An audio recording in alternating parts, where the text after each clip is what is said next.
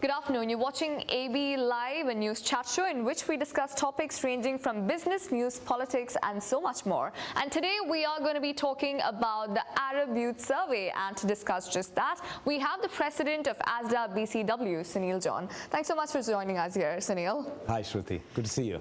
Likewise. So again, 12th edition of the Arab Youth Survey. We're all waiting for it, and as always, great insights. What I want to ask you right now is, what were the key insights or the findings that stood out for you this year in terms of what was surprising, what was alarming, what was unexpected?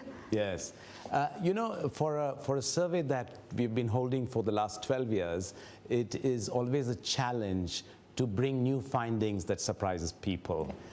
But it's a scientific process when we actually structure our questionnaire, which we did in October of last year. Okay. Much before COVID became an impact. Yeah. And one of the things that we looked at is the enormous amount of anti-government protests in certain North African and Levantine countries. Yeah. Almost so much that people called it Arab Spring 2.0. And these countries, as you know, Shruti, are Algeria and Sudan, which saw change in leadership. You know, Bouteflika, after nearly 2 decades, the president had to resign. Yeah. He wanted to contest the election, he had to resign. Yeah. And then, of course, President Bashir, after 3 decades in power, is now in prison, actually. Yeah. And then, of course, the very violent protests in Iraq and in Lebanon, which actually in some of these countries still going on, and spreading in other parts of the region. So we thought that was a significant change in the way and the mood. And most of these protests were led by young people. Right. And so we chose that and we introduced that question about, you know, what do young people want from these protests? How do they, what was their real issue? And that's the finding that really jumped at us. When we reviewed looked at the findings in January and February and March, when we were out in the field, and when data came in, we were taken by surprise that nearly half of the Arab youth across these 17 countries wanted to emigrate. And you know, when you're looking at 200 million young Arabs, Shruti, and if nearly half of them want to leave, it means a lot of things to governments here. You know, it also means a lot of things to neighboring countries and neighboring continents. Because there's already some pressure on the border, as you can see, in many of the European borders with the region. So so that was what really jumped at us. Sure. And then when we further asked the question about why do young people want to protest, and it was clearly government corruption. And what they are actually saying is lack of opportunity. You know, the region has the world's highest youth unemployment in the world. ILO has said that it's 26%. And now, with the pandemic, I'm sure that number has further worsened. So those big socio-political issues of migration, of government corruption, and the increasing protests. And when we did the COVID survey as recent as August, just to make sure that have young people change their perspective on life, on their future, we've seen that they have some of these issues have further worsened, where young people say there will be more protests. So I think this is a signal to the government. And as you know, His Highness Sheikh Mohammed bin Rashid, Vice President and Prime Minister of the UAE, actually tweeted, and I think one of the strongest statements from a statesman like His Highness, where he said, if these governments do not address the issue of the youth, they will be ruined. I think that is a huge, strong statement and a wake-up call for governments to address the issue of Arab youth.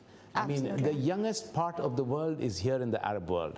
You can either look at it as a youth dividend, or you can, the counter view is a very dim and will make grim reading, as the report does. But you can use the opportunity to use the talent to bring more progress in the country, to get people to be enterprising. And then I think things could change. And that is, while you can look at it as a depressing result, but you can also look at it as a message of hope, as the other findings have shown. Yeah, and it's also a cry or call for help, isn't it? Like you just mentioned, Sheikh Mohammed recently tweeted about it. So it's about governments in many countries not really investing in their most important resource, which is their youth. And that's what's happening, which is why the first point you mentioned about migration. So I just have this on screen just for the reference of the viewers. So it said that young Arabs who are considering are actively trying to leave their country. So this is one thing about the migration. A lot of points on it. You can go to ArabianBusiness.com to find out more about the survey, but let's just get into the migration aspect of it, right? So where do you think these Arab youth want to go to? Are they trying to move from the Levantine countries or North Africa to the GCC, or do they want to leave this region altogether? Yeah, that is one question we did not ask in the survey in terms of where do these people want to go. Yeah. But as you can see in this graph, you can see that out of the 42% of the young people across the 17 countries, 63% come from the Levantine countries. Yeah. And it's not surprising because, you know, and the highest is from Lebanon, from countries like Iraq, from the Palestinian territories, and also from Jordan, in fact. And we have the Yemen as part of that Levantine sample. So that's where the number comes high. But North Africa as well, about 47%, half of it as well. But the lowest is in the GCC, especially here in the UAE. There's hardly anyone who wants to leave for obvious reasons, because the government has taken care of their needs, their education needs, their job needs, and that's why GCC is the lowest. One can, I mean, some of our people who've looked at the survey has probably wrongly deduced that they want to go to the UAE, but that's not their destination for emigration. And this is from the UAE, from the Model Nations finding, where young people across the 17 countries look at UAE as a model nation, a place they want to live in, and the place that they want their own countries to emulate. But not necessarily where they want to move now. Emigrate is moving lock, stock and barrel, and setting up home and creating a family. They always see UAE as a place where they can get a job. So I think those, probably in the next survey, Shruti, we will further investigate into this and look at what are their destinations. But there are some, you know, like Canada and Australia and some of those destinations where you see a lot of Arab diaspora. You know, Europe is a huge destination for them, and that's where the pressure on the European border, in terms of geography as well, right, to the Mediterranean Sea, and that's where most of these. But which is what I want to get at. So if these 42% of the youth, if they get what they really wish for, and they decide to leave their countries, what's going to happen to the economies of both the countries they are from, the residents or the nationals of, and the countries they want to move to, like Europe, like you mentioned? What is it going to do in a grander scheme of things? Correct. In fact, a further finding from the migration one is that we asked these 42% of these people who are actively looking at emigrating, would you want to permanently move with no connection to your country, or you want to keep a connection? 40% of those who want to go said we want to cut off from our homeland. Oh, wow. Now, that is a very dangerous sign because, you know, in certain countries like Lebanon and Syria, there is more diaspora that lives outside of Syria and Lebanon, which in many ways will probably invest in the reconstruction of these countries because they always keep a link to the homeland. You know, but these people are going with absolutely no need to connect with homeland because, you know, they have seen that most of their homes and their livelihoods have been destroyed. Now, that's a dangerous sign, and I think governments need to look at seriously of how to, you know, get these people good jobs, because what do young people need? They want an opportunity to get on with life. They want a good quality education that gets them ready for the jobs of the future. You know, these are young, intelligent people and really wanting to move ahead, to set up, to get a job, to set up a family. But if the basic necessities are not there, you know, then you get into a situation which is called, you know, a future that is very dismal. And, you know, an entire lost generation. Absolutely. As some people have called this in this particular. The last 10 years, Shruti, has been the most difficult in the Arab world. And these young people, have now been termed as a lost generation, a term that comes from after the World War I, where the famous author Gertrude Stroud actually looked at that as, you know, a generation that lived in oddly enough, in great profligacy. But here you're looking at a generation that is lost all its basic needs. Yeah, and that was my next question actually to you. Do you think, from all the people you've spoken to, from all the youth you've interviewed or surveyed, do you think that they have a sense of loss in direction completely? That, you know, talking from a more political point of view, do you think that there is a higher possibility and probability of them taking or treading the wrong path, just for the lack of better words at this point? Yeah. We had a message from Her Excellency Shamal Mazrui, the UAE Minister of Youth in the UAE, and she basically looked at the results and she said she sees more a message of hope. Okay. She sees young people, when you look at the employment jobs finding, you see that young people are looking for non-traditional jobs. And what are traditional jobs in the region? Most of the young people wanted a job in the government. Yeah. But the government is maxed out. They cannot create more jobs. Even the private sector, they are now seeing a little lesser in terms of trend. But there is a small surge of young people wanting to be entrepreneurial, to work for themselves or their family. Yeah. Now that she sees as a green shoot. Sure. And there are several other green shoots as well. I mean, if you look at the gender rights finding, for example, you know, you see young women seeing that they have equal or in some cases more rights than men. Yeah. And that is not just in the Gulf, which we can see for sure in our daily lives here. Yeah, equal wages now. Exactly. Yeah. And that's the new decree from the federal government. Yeah. Yeah, that's right. But also in North Africa and Lebanon as well, which are much more comparatively much more open societies actually. Sure. I'm going to get to gender rights in just a bit, because there's again a lot to talk about that. But the point you mentioned before in terms of, you know, the youth being green shoots. Correct, the green shoots. So you've said that there's a whole sense of entrepreneurship there, and the youth are open to being, you know, self-employed, etc. But are the governments and are these countries also providing an environment for these youth who want to start their own businesses to, you know, help them set up? Yes. I think in the past we have asked this question about if there are credit lines for young people to start their businesses, and clearly, as you know, Shruti, that is one of the biggest problems. While the government most of these governments make you know, some bit of cozy noises about, oh, we are there to support. But in actual effect, when somebody wants to start a business, you're not being given the required funds to be able to start that. Yeah. So if governments don't take risk on these young people and give them an opportunity that helps them and their future of their societies, then it becomes a problem. And this is the message that is really coming from this survey, that the government needs to have a single-minded focus to be able to, first of all, focus on quality education. A lot of young people are missing education.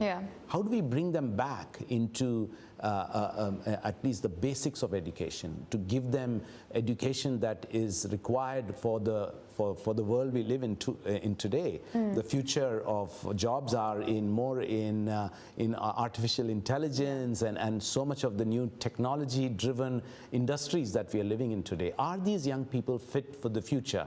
So quality education, and then creating an environment for more entrepreneurial jobs and providing them with credit lines to be able to have the environment, the enablement to be able to create these new enterprises. Once that happens, the young will have their own energy, and that will be a transformational energy for this region. That's what we call the youth dividend.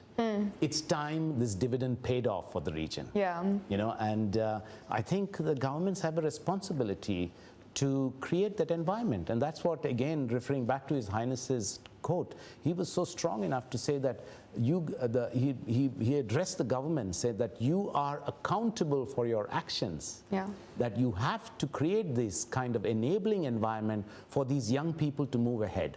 And once you channel that energy, Shruti, this region will be one of the best in the world. It will, because there is the demand, there is the youth population, which is, again, like you mentioned, it's one of the highest in the world. But it's just that the governments probably need to, up their game. The next point that I would like to touch upon is the main issues that young Arabs want their countries and their governments to tackle. And clearly, government corruption is one of the key topics that has come about in your survey. Do you see that the youth in this region are politically active right now and they want to have a say in their own governments? I think, if you look back at the earlier surveys of the year 2008, 9, and 10, one of the top findings in those years was young people across, the sample was smaller, of course, in the early years. Yeah. They said they wanted to live in a democratic country. Okay. And a lot of people didn't actually give the survey as much attention as they do today. Yeah.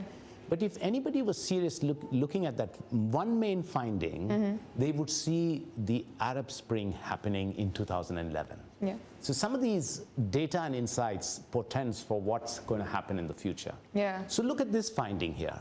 What are young people saying? Are they saying that they want to be part of the political process? They're actually saying very simply, give us an opportunity to progress. What is hindering their progress today? Government corruption. And what is government corruption? There is this euphemistic term that is used in Arabic called wasta. What does wasta mean? It means a barrier to get to an opportunity. Unless you know somebody, you're not going to get those doors opened. Yeah. So if there is equal opportunity, everybody is given the chance to progress, to be able to get a credit line, to get a job in the government or private sector, or to work for themselves. That is what they're saying. So this is not a political cry. This is a very simple, pragmatic, practical ask. Right. Can you open the door for us? And that's what, and look at this. We asked young people, the question was, in the next 10 years, it's a 10-year perspective, what do you want the Arab world to do? Yeah. They are not talking about the well-paying jobs is the second one, and then the other political requirements are below that. Yeah. But the first one is take the wasta off. Yeah. Give us equal opportunity. But is wasta more of a cultural thing, though? Because again, wasta is essentially, if you translate it, it's more like recommendation, which is there across the world. But over here, it's more prominent and prevalent in almost every industry. So is that coming or stemming from a cultural sort of background? I think wasta is there in all parts of the world. Yeah. But I think here it has been endemic with some of the regimes that have been there for decades together. So you create what is called an elitist class in many of these societies, and they capture all the growth opportunities, leaving a vast majority of people below the poverty line. And that's where most of these populous countries like Sudan, or even, in fact, Algeria or Iraq or Syria or any of these countries, there's this vast majority of young people below the poverty line who are saying, and this is what the survey is, a voice for change. And they're saying, change these things. So, I think I think that's what this really means. Sure. So now from a macro level. It's not a cultural thing. Right. It is an endemic thing that has been built over several decades of misrule, of lack of proper governance, of lack of transparency. And the youth, from what they're doing on the streets today, they're going to change that. Could democracy be a solution then, according to you? Not democracy as defined by the West. They tried to do that in Iraq, with the US invasion in 2003, but that didn't work out. It didn't work. So I think there is, you can see the Gulf countries comparatively are much more safe and secure. There are young people who have opportunity. In fact, there's a vast majority of expatriates who also use these countries to actually progress in life. So you've seen a model that works. And that model works in what is called a very tough neighborhood. So what stops the other countries from moving ahead? Because you have young, intelligent, educated youth. Use those energies, give them the opportunity, and you will see what they will do. So we are again, we're talking about a monarchy which has been a more successful sort of governance model then, and that's essentially what has been shown in the survey and otherwise as well. So what is it that our neighbors, the Levantine countries and the North African countries can learn from this sort of governance model? Yeah. I think so many key lessons to learn, you know. I think looking at, you know, proper governance, looking at single-minded objective on the key aspects of getting the young people ready for the jobs of the future. As I said, quality education. I think the education system here has not been modernized for decades together. In some countries, you still have very, you know, kind of out of tune education system. Some, in fact, still study in the religious mode as well. Right. So I think there's a lot to be done in that. And if you look at it, the openness, the ability to listen to people, to be able to create. In fact, what the survey does is brings the voice of people to these government. I think they need to listen to their people. Yeah. They cannot make government policies sitting in ivory towers without listening to the people. Government policy should be made from bottom up rather than top down. Yeah. And that's what this survey is trying to say. We bring evidence-based insights to governments to look at, and we put it out in a public forum. Any of these findings, you can go to our website, arabyouthsurvey.com. And we see increased interest, Shruti, from all of these governments. We actually do special briefings for governments here in the Gulf. We have briefings in certain countries in North Africa and Levant, and we go to, you know, even the IMF and the World Bank annual meetings actually invite us to present these findings. Oh wow, okay. To, you know, last year I was there in Washington DC as well, presenting the findings.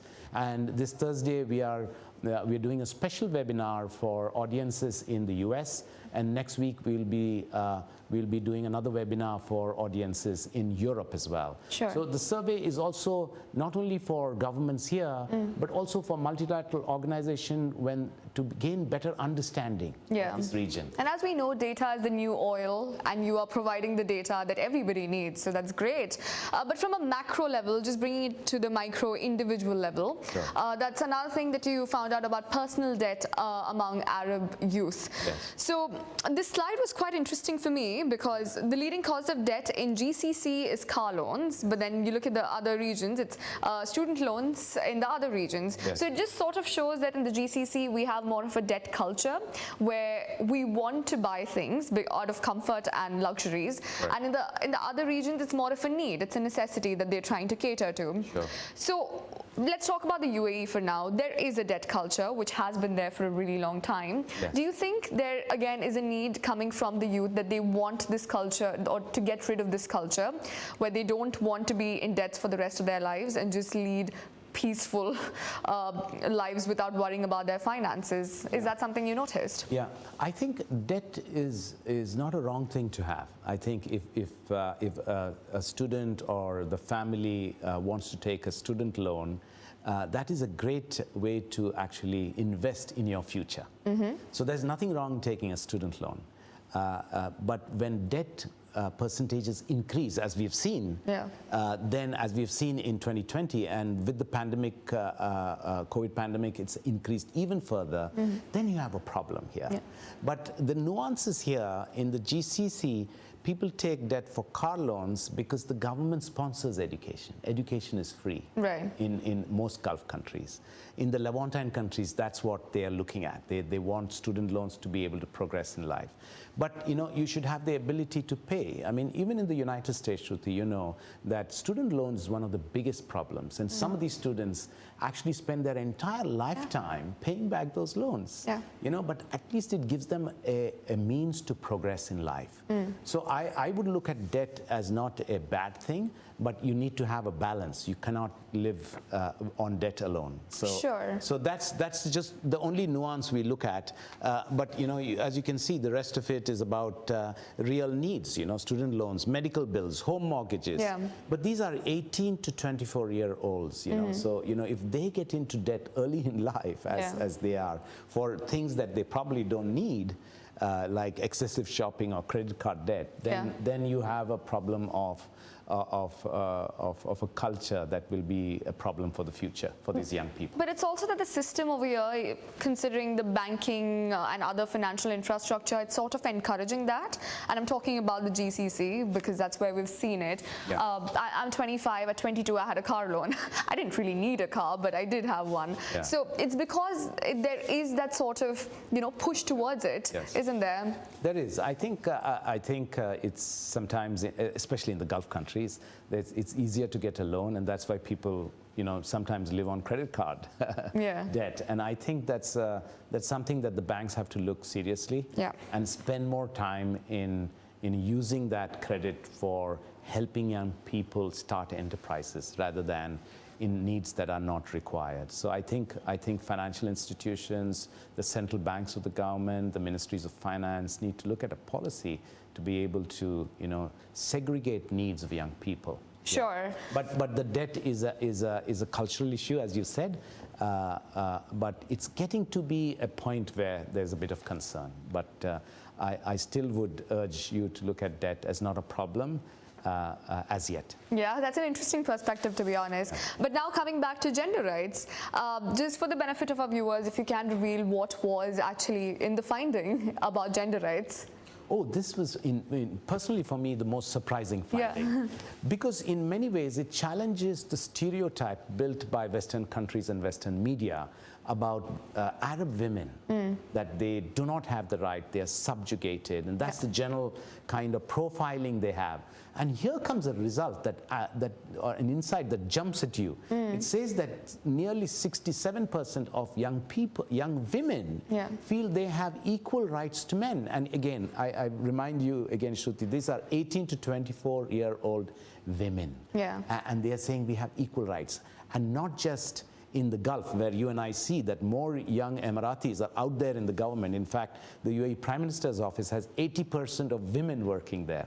Really? Yes, 80% of all the PMO staff are women. And they are looking at not just equal rights, but access to quality education. A majority of them, nearly 50 to 60%, feel they have good access to quality education.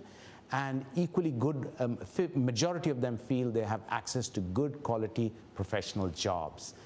That is fantastic. But more interestingly, Shruti, is we asked the men, as you know, our sample is 50% women, 50% men. And we asked women, do you think it will help the family if you work full-time or part-time? Nearly 70% plus said yes, it will help. But interestingly, when we went to the men sample, 70% of the men said it will help the family if the woman works. Oh, really? Wow. Isn't that a huge change? We've been tracking this over the last 12 years, and we are seeing the young Arab youth having a completely different mindset about women working. So I think this is, like I said about employment, a green shoot. This is an unbelievable green shoot. The Western press or media actually say that 50% of the population of the region is underutilized because they don't go to work. But look what the young people are saying. And it's for the government to create this opportunity. But just on those lines, I think I'd read a report from ILO back in 2015 where it was said that there are 27% of the women who are a part of the workforce and 77% of men are part of the workforce. So that doesn't align with what was found in this survey, does it? Yeah. The survey, Shruti, is about perceptions. It's about finding out the hearts and minds of young people. Right. Some of it may not have translated to reality. But these are people who are saying, what is your point of view? What's your aspiration for today and tomorrow? So when you have this young generation who will come into the market, who have young men who feel there is good opportunity, that they want women to work, you will see this translate into a better balance in gender rights that you will see moving forward. As you referred earlier, the UAE federal decree that both men and women will get equal pay. Things are changing. Sure. And I'm sure it'll change even more. Great. And just one more thing that I would like to mention, because we are running short of time. I told you it won't feel like 30 minutes, but we've crossed the 30-minute mark. But US is on the rising power list, according to the findings in your survey. But I've been very confused about this whole thing. Obviously, Trump has a good relationship with the Middle East, at least from a monetary point of view, from a business point of view. But then if you go to the US, there's just different perceptions of how Arab youth and people from the Arab nations are seen in the US. There's Islamophobia, there's racism. There have been so many of these cases coming out with the Muslim travel ban initially when he just took power. Right. So with that, how would you say Trump fits into the equation of Arabs' perception of the US? Okay. I think when you look at tracking data in that finding, you will see that the US was seen very positively in the last year of the Obama presidency in 2016. It was its best ever year. Nearly 69% of Arab youth saw the United States as an ally. Sure. And then Trump came in 2017 and it dropped to nearly half of that. I'm not surprised. And you're absolutely. And a lot of things that you just mentioned about the Muslim ban and a lot of those things that happened. And it further dropped in 18. But in 19, it picked up small, about 40%. But this year, it just, it went up to about 50+%. Okay. And it's just almost close to the Obama presidency feeling. Oh, wow. And remember, in our main survey, which we did in February and March, was just after Qasem Soleimani's killing. And that probably may have influenced that view on the United States, because for many years, Trump has said that we want to move out. They were moving out of the region. They said they want to stop getting involved in these endless wars. Yeah. So, I think the Soleimani killing for the first time was a signal to the Arab world that the US will stay, and they took a bold action, especially on a power like Iran, which had quite a significant impact on how young people saw the United States. I'm deducing that, but the truth is, the US perception as an ally has increased. Okay, it's interesting to know US is becoming popular again and very close to the elections. But one last point, Shruti, on that, I think more importantly, you should see how the foreign affairs equation is changing. Yeah. Go back 10 years, even 15 years maybe, 10 years as well. The centers of power were in Cairo, in Baghdad, in Damascus. Yeah. These were the big powers where foreign relations that the what is called the spheres of influence worked. But look at it now in 2020, neither Baghdad nor Cairo nor in fact Damascus are no longer relevant in today's power structure. Sure. It's Riyadh and it's Abu Dhabi. Yeah. So you see foreign relations have changed, and that's why young people have seen the UAE as the #1 ally, followed by Saudi Arabia and Egypt. Egypt's still there as an ally and as a power, of course. But you see that equation is changing. Sure. I think you will see young people depend more on their own rather than proxy powers outside the region or non-Arab countries, including Turkey and Iran and Russia and of course the United States. But speaking of relations, we can't not talk about the UAE Israel deal, the Abraham Accord. I want to know how the Arabs feel about it. I'm sure there have been mixed sentiments, but what are they leaning more towards in this sphere?